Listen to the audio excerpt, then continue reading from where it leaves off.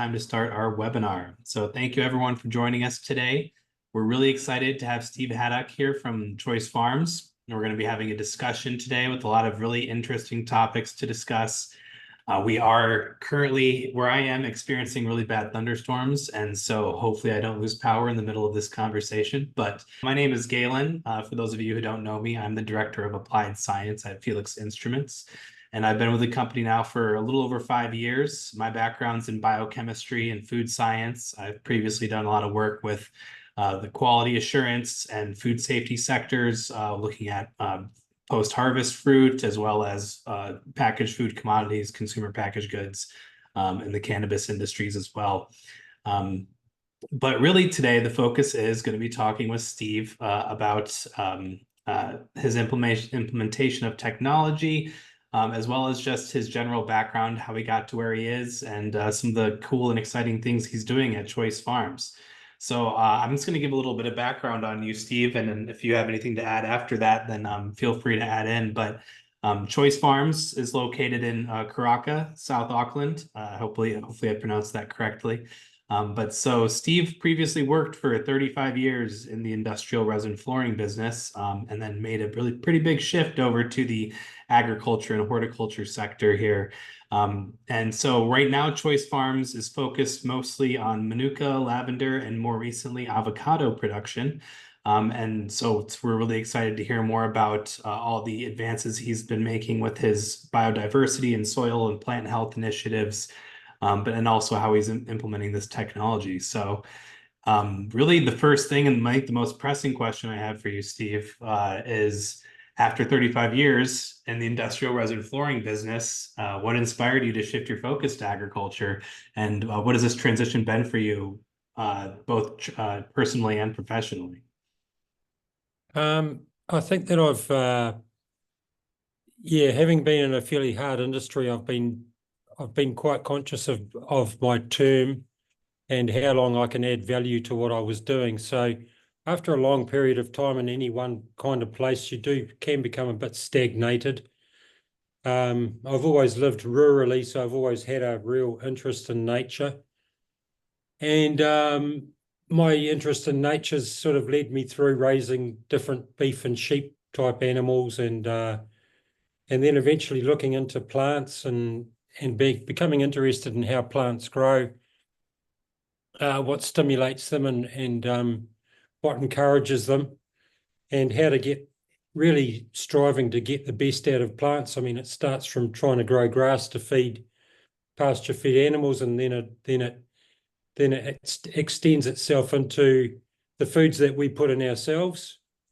So yeah, there's been a bit of a growth in awareness of what nature's doing in the areas where we can't visibly see, and it's quite compelling, and I find it extremely interesting. So my transition has been relatively simple because of my high levels of interest in engaging in something totally different, new and exciting. At my age, I still feel like I've got enough energy to pursue something new and challenging.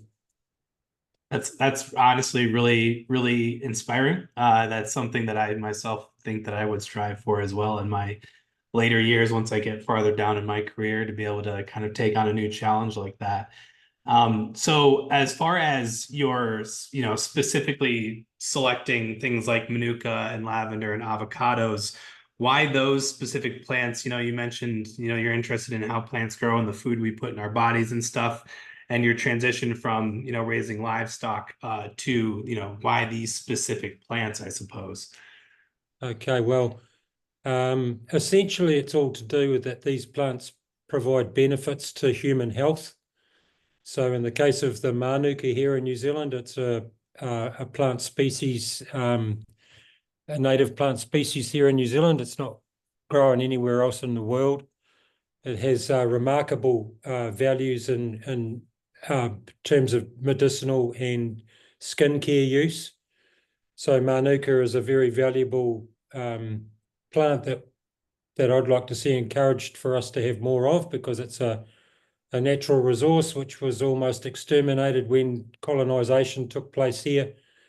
And slowly but surely, we're kind of seeing the errors in our ways. And if we've got native plant materials that are beneficial to human health, then we should be promoting the growth of them, making them more available to people. So our focus on Manuka has been making steam distilled essential oil, which has a very broad range of uses. But then you can add to that the value of the pollen and the nectar for the honeybees, for the New Zealand Manuka honey industry, which is a very strong industry as well. So there's some complementary stuff going on there. The lavender is the same. It can be used as a food to enhance food. It's very safe. It can be used for other issues with sleep and anxiety and what have you. So again, we're making essential oil with our lavender. And then there had to be a nutritious food source in the mix somewhere. So avocados was, whether it was the right choice or not, only time will tell. But it's certainly a very nutritious fruit, and I see a lot of value in it personally. So yeah, I just have, this is something I believe in and something I'm willing to sort of not lay it on the line for, because I'm only quite small scale, but certainly invest a lot of energy and resource into these areas. So yeah, it was really to do with food value and medicinal value. We grow some other plants here as well that we're using to make balms and creams for things like arthritis and bruising and worn joints, to give some relief with some of the other plant materials that we've been growing around here. So yeah, there's lots of good stuff in plants, man, and we're right into it. Well, it really seems like you have the motivation, like you would definitely have that drive to succeed and learn everything you need to learn to be able to, succeed in growing these plants and, benefiting not just the ecosystem around you, but also, those that you can help with the medicinal creations and the food sources. I'm curious just to know about, besides that kind of drive and motivation, are there other skills that you've taken over from your previous experience as in the industrial resin flooring business that have kind of helped you in your agricultural endeavors? And kind of as a second part of that of, transitioning like that, what kind of resources did you utilize to help increase your knowledge base, I guess, to help, was it just all trial and error, or were you, reaching out to other experts in the field, or what kind of resources did you use to kind of get, yourself knowledgeable in this field? Okay, yeah, I think that my experience in a business environment has been very beneficial to me, without even possibly realizing it. So the way that you connect with other people in your business life stands you in quite good stead to use those similar strategies to connect with people who are professionals in the field that you're entering into. You really want to strike up a good, positive, respectful relationship with these people to gain as much knowledge as you possibly can in a non-threatening manner. Some people can be quite guarded with their information that they've gleaned over many, many years of being in a particular industry. So, but with the right respectful approach to people in the know, people that you feel you can trust, there's some very real rewards there as far as developing something new with that where you may be lacking in knowledge, to be able to tap into that network of knowledgeable people is a huge bonus. And yeah, the ability to have those networking experiences previously just sort of, it gives you a bit more of a sure footing in the new environment. So I've had many discussions with different nurseries around the country who propagate avocado trees with different types of rootstocks and scions, and I'm dipping my toes in the water in a few different strains of tree to see which ones perform and are not so suited to our area. But yeah, having access to those people has been hugely beneficial. And we've been fortunate. There's usually some field days down here in our New Zealand summer, on orchard field days that we can attend. So there's a lot of information available in the wider community to tap into, not just looking at stuff on the internet, because there can be some conflicting information depending on where the references material came from, but actually talking to people, men and women on the ground with the very real experience is where it's at as far as I'm concerned.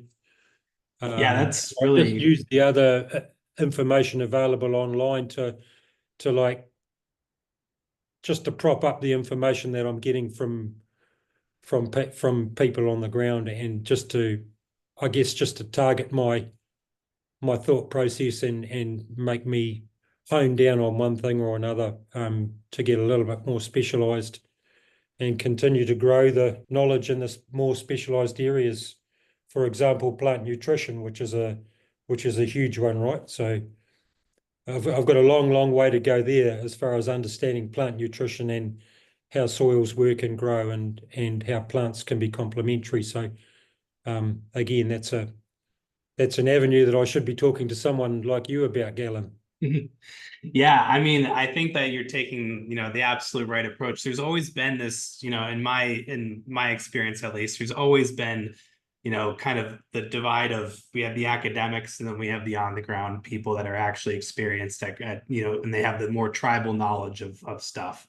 And the academic world, we're constantly getting, flooded with more and more new information, which oftentimes conflicts against previous knowledge, and you have to try to keep yourself updated, and it can be really, really exhausting and almost impossible to keep updated with all the important stuff that you think might be relevant to you, when in reality there's nothing more valuable than just finding out information from people that are actively growing the same things you're growing in a similar region to you.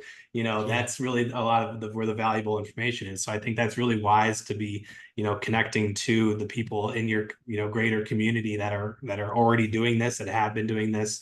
And it's great that that knowledge is being, shared, and that there isn't as much gatekeeping like there can be when you're trying to approach, let's say, like larger industries, larger companies. We won't name any, but we know who they are. And so that's really awesome that you have that kind of community that you can rely on, and that your networking abilities were able to kind of grow that community for you.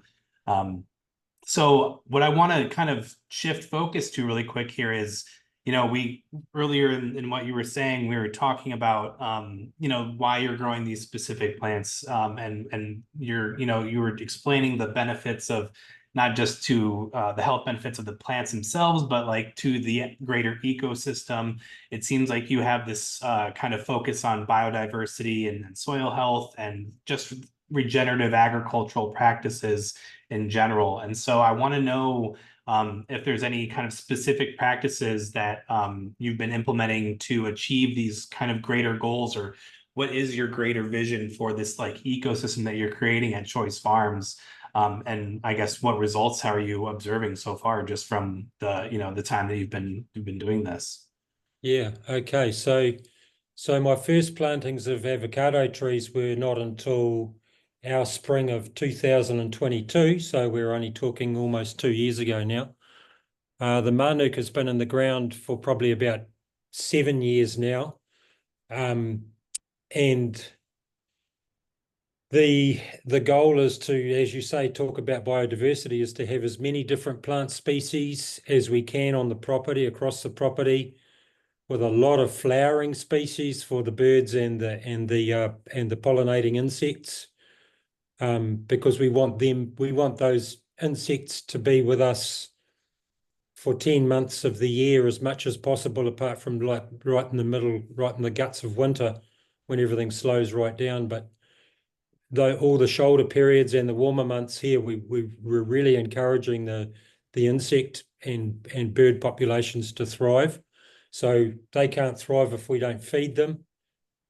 So yeah, the number of different plants has been quite a journey, and we're still working on some. We're going to be planting another permanent windbreak over for our next planting of avocado trees, which will happen 2025. But the windbreak hedgerow that we're putting in is a multi-species hedgerow, windbreak hedgerow. So a lot of people plant monoculture hedgerows and they get these rows of trees that are all the same. But once they get a disease, they all fall over at the same time. So we're planting I think we're going to put about 6 or 7 different species in this next windrow hedge that we're going to be growing. And I see value in there because of the different flowering periods of each of those plants and the availabilities of nutrients for the insects and what have you. So I see that as being really positive, and we're monitoring our soil and plant health by annual soil and leaf tests, which we glean huge amounts of information from. And then right at the moment, this year, I'm focusing on building up 2 or 3 particular trace elements and trying to work on one trace element that's a little bit in excess and it's upsetting the balance. So we've got a targeted approach this year for a bit of a reset with the soil. And then that will just become ongoing as years go by, and to have the baseline and to have the annual information coming back is hugely valuable over and above what we can see with our eyes. There's so much more that we can see from accurate testing of the medias that we're growing in and what the plants are telling us. So I'm excited about that, of being able to make the plants stronger and more viable, and also the addition of other plants, complementary plants, companion plants to deter the pests that we don't particularly, or the insects that we don't particularly want doing damage to our crops. So trying to manage that with plants as much as possible. Again, that's quite exciting. And we're actively growing and planting these species now. There's seeds in the glasshouse right now ready to go out into the growing areas in the springtime, and just developing that strategy over time. I think that we'll get there, and we'll have a very, very minimal need for any kind of insecticide or herbicide.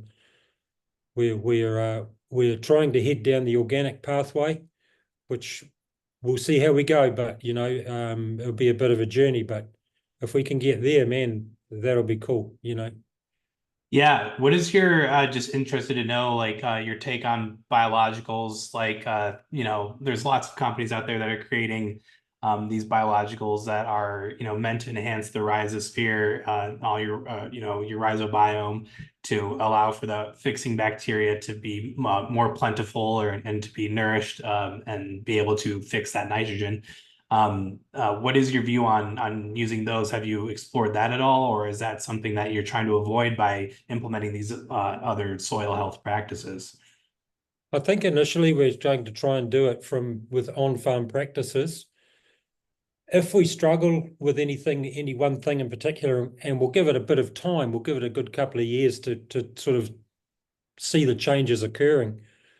But yes, that's certainly a potential option downstream if we can't quite hit the mark, is to engage with some of these biostimulants and through the fertigation through our dripper line and things like this.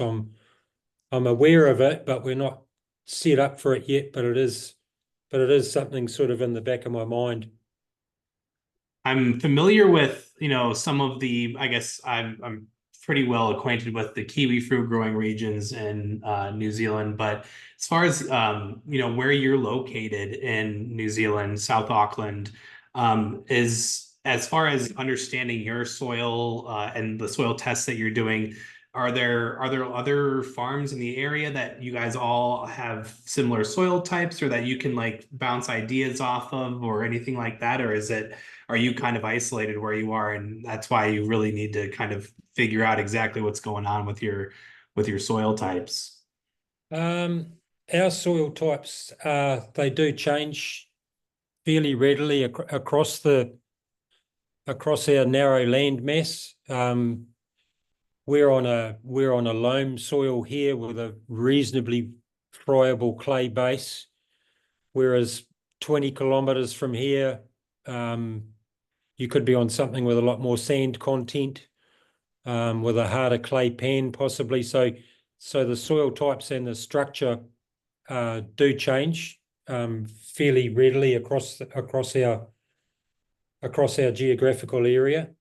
And they certainly do change region by region. And there are some areas in New Zealand where particular fruits and vegetables grow particularly well because of that soil type. It may be an acidic soil, or maybe a more alkaline soil.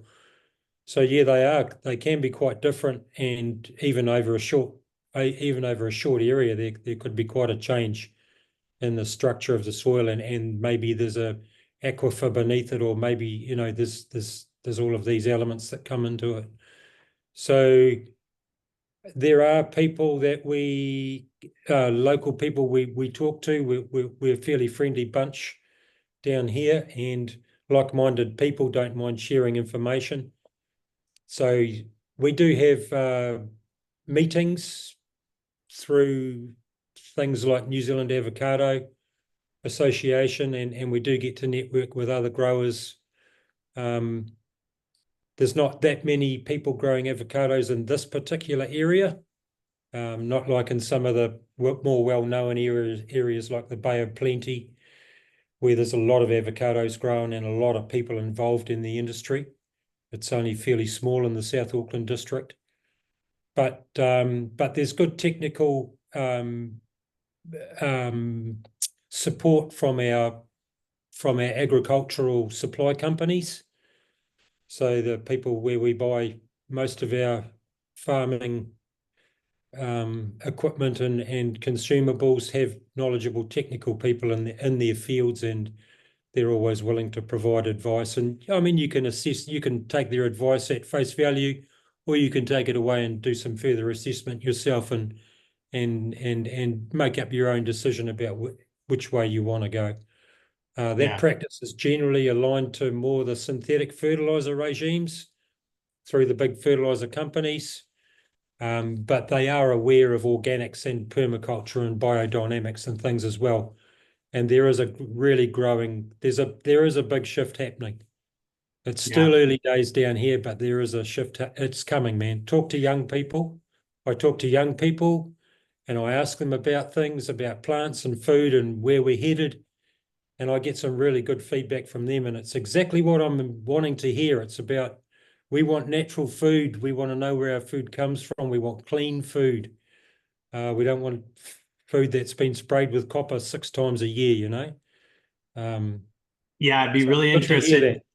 Yeah, it is. It is. And honestly, it's been a huge shift, I think, globally. I mean, just the term, it might be a buzzword, but the term regenerative agriculture, I would be interested to see the statistics on how much that's being used in publications and in all sorts of, kind of outreach and documents and marketing things, because it seems like everyone's kind of getting that mindset again. And I know that there's plenty of companies, smaller companies, startups, and small farms that are pursuing this route as opposed to the more conventional farming practices that we're used to with kind of the monoculture, like you said, the monoculture fields out there. And an interesting thing that you brought up about the heterogeneity of soil, I think, is something that's often overlooked when people are just thinking in general about agriculture and farming, is they don't really think about how much soil can change over such a short distance. And I actually believe it was last year, was listening to a researcher present talking about the only way to accurately sample the soil in order to get a real picture of what's going on and what kind of soil they're dealing with and all the different conditions. You would have to sample something like once every foot or something like that. Like it would be, I think, for like a 1 hectare field, it was like over 10,000 samples, like to be able to actually truly understand your soil type and what's going on. So, I think it's really important to do these things like what you're doing, the testing and stuff like that, so you can, kind of get at least an idea of what's happening underground, because that's dictates so much of plant nutrition and the health of your plants and the longevity of how long you're going to be able to grow those plants without having to, artificially put in some kind of fertilizer and something like that. So regenerating the soil and making sure that it's staying healthy over time, is something that I think, as far as the regenerative agriculture practices, that's really coming to light. And I think people are really taking that to heart and realizing that we can't keep doing what we've been doing, and that things need to change, and go back to a more nature-based approach to managing our lands, for sure. But on the note of testing, since we're kind of talking about soil testing, and I'd be interested to kind of shift the conversation over a little bit more to the technology side of things.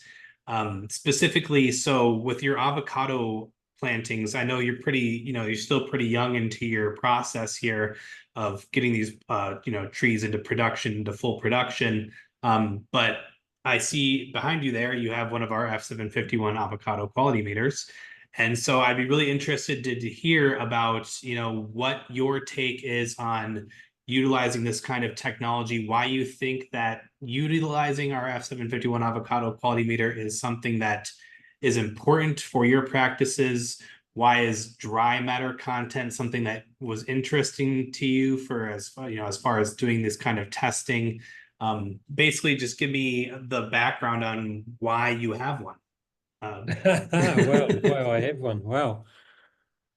How could I say no? You will recall that the World Avocado Conference was hosted down here in Auckland, New Zealand in April 2023, I believe it was. And I attended that wonderful event, and I gained so much information from the fabulous 4-day conference that it was. And of course, Felix Instruments had a stand there with their fine avocado meter. And I was very interested, and I am, even though I'm an older person, I'm not particularly technology savvy myself, but I am interested in reliable technologies that can give me good information. The real draw card for your meter was the fact that the fruit could be tested, the dry matter could be tested while the fruit's hanging on the tree, non-destructive testing. So you could monitor the fruit, you could tend your trees at one particular time and say, okay, I'm going to let my fruit hang for another month yet because I'm not happy with where the maturity is. And that's all part of ensuring that your fruit is going to ripen in a predictable manner once it's been harvested. So there's a lot of value there. And I saw that as being something that I really wanted to have access to because of what I've seen in the New Zealand market situation, where we find ourselves faced with a bin full of avocados that's been just abused all the way from when it was harvested to when it made it to the retail space. It was stacked in a bin that was bumped down a gravel road for 20 miles, and everything was bruised, and half the fruit were picked prematurely and they never ripened correctly, and the damage that does to the consumer is just it's too much, and I was actually losing faith in avocados that I was purchasing from retail places, and I was quite disgusted at some of the fruits that we were seeing. And I'm thinking, man, if I'm going to be growing food and trying to sell it to people who I will end up having a relationship with, I can't possibly sell them fruit that's substandard. I need to ensure the quality of my fruit, and I thought that the avocado quality meter was the first very real step in assuring the maturity level and the ability of that fruit to ripen correctly, full of its nutrients and good oil contents, to get that fruit as good as we can before it comes off the tree. And it also gives me a baseline from when I will be testing the fruit. It'll give me a baseline of when I get the fruit to my customer. I can give my customer the information. You can expect this fruit to ripen in 4 days, or you can expect this fruit to ripen in 7 days. Whatever the maturity factor of the fruit was will determine how long it takes to ripen. So I think that's very, very valuable information, particularly since I'm going outside the norm a little bit here, and I'm planting quite a few green skin variety avocado, whereas the market in New Zealand is 95% husk dominated. People are so used to seeing their fruit change colour. So I'm challenging myself to educate my customers that there's other fruits available, different taste profiles, different seasons and what have you. So, but I have to make sure it's right. So the meter for me was a no-brainer. It was a relatively expensive piece of equipment, but it was a no-brainer for me. And I'm extremely happy with it. And as I do get to have a marketable crop, I feel that meter will play a big part in my customer satisfaction. Well, I think that you've definitely, as far as, the importance of dry matter and monitoring dry matter, you've got a very obviously comprehensive understanding, and you've hit the nail on the head, so to say.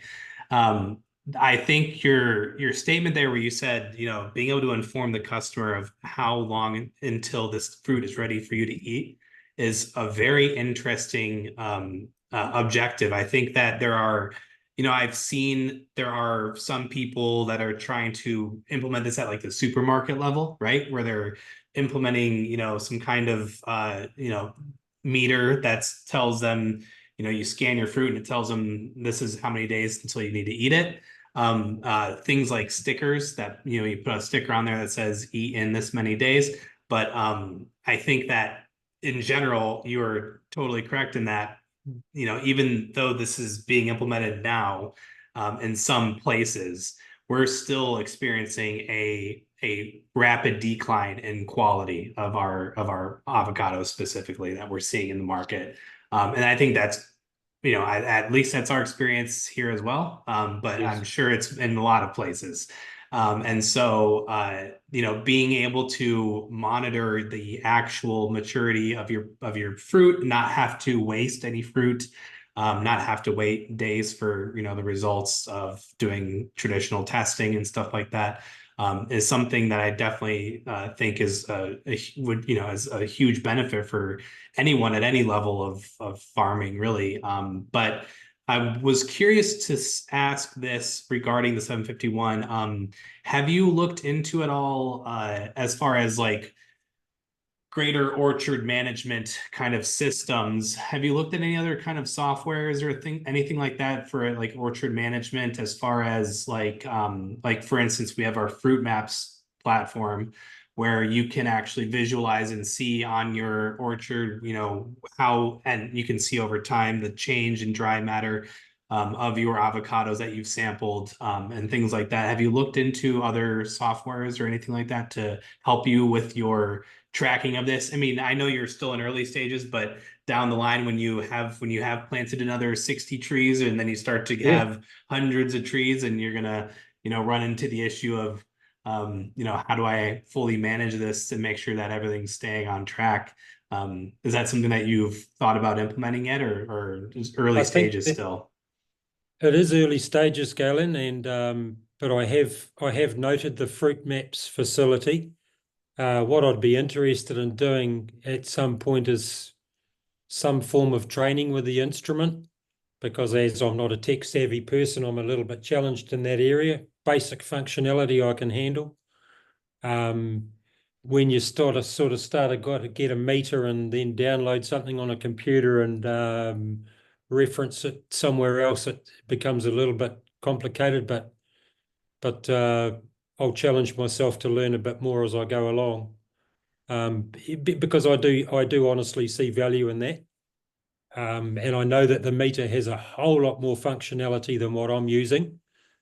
And I guess that's a good thing for me, because I can always grow that technology. And who knows, you might update the platform that it sits on, and it may be upgraded to to harness some other technologies at some point in time. So I'm certainly open to all of those things going forward. Yeah. There are other technologies that I'm using here, like soil probe, giving me electrical conductivity and soil temperature at different depths. That goes to the cloud, and I can look at that anytime, and it reports twice a day. And all of that information is really, really good for me going forward again. So that's part of getting established. This is part of getting established in the area that I want to be established into, and for me to be able to collect as much information as I can realistically without going overboard, keeping it simple but accurate, concise, valuable information. So Right. I think there comes a point too where, especially for something on your scale, like there's a balance.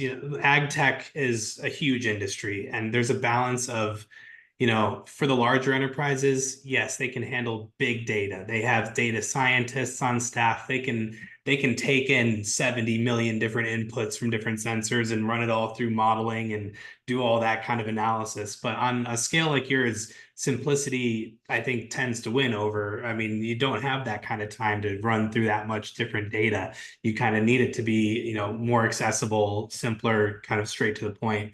And so, yeah, I think that, even with something like an orchard management system, that it can, something that a platform that can kind of integrate all of the data points into one, that there's always maybe a benefit to that. But there's, like I said, there gets to be a point where there is too much data for at least a smaller operation to handle. But on that note, you mentioned earlier, I know you send in some samples for once a year for, you said leaf and soil testing, to a lab, I'm assuming a contract laboratory. But are there other technologies or tools that you currently use besides the soil probes? Or is there something that you're considering as like your next, like, is there something you've been researching or you've been seeing that you're like, oh, that might be the next useful thing for me to explore as far as yeah, technology? yeah. Well, as you say, Galen, there's heaps of product and strategies happening out there, and I think that I'll be looking forward to the next conference, the Avocado Conference in South Africa. I'm sure I'll see you there, right? Yeah, yeah, absolutely, you Uh, will. so I'll be going in with my eyes wide open. But as far as what I'm doing thus far, is I think the soil meter was a really good one. I'm really impressed with that technology. It also connects to the same telemetry device runs another rain gauge. So it does all its offsets and things. If we have rain, it works out its CTs and all the carry on. But I also have another permanent weather station, so I'm getting humidity readings and wind and directions, and that's plotting something in the background all the time. So, for rainfall and for atmospheric pressure changes, I find that instrument really good too. And that's a good instrument just to have generally in a rural area anyway, for the other activities that are going around on the property. The other thing that I use is I installed some dripper line irrigation for all of my trees, and I'm looking to enhance that by adding a fertigation system to it so that I can get liquid-based fertilizers and nutrients into the root zones of the trees. So that's coming, and that'll all be measured and sort of monitored, I guess, how much water I'm using and for different rows and what have you. So that's really quite easy for me to do as well. But what I've been really interested in lately is we've all become used to those sticky labels they put on our fruit. I'm not a big fan of those labels. I don't think many people are. But I do see one of the really interesting technologies out there is something called laser branding. And I'm quite interested in the laser branding aspect of the technology, because avocados do have quite a tough skin shell on them. They can be, the laser branding system can be used on the fruit. And I actually see that as a conduit into me being able to identify my fruit, as in record the harvest date on the individual pieces of fruit. So all of the fruit that I picked today, harvested today, go into one location. As that fruit's ready to go out the door, it's branded before it goes out. It has the harvest date on it. The customer can refer to the harvest date.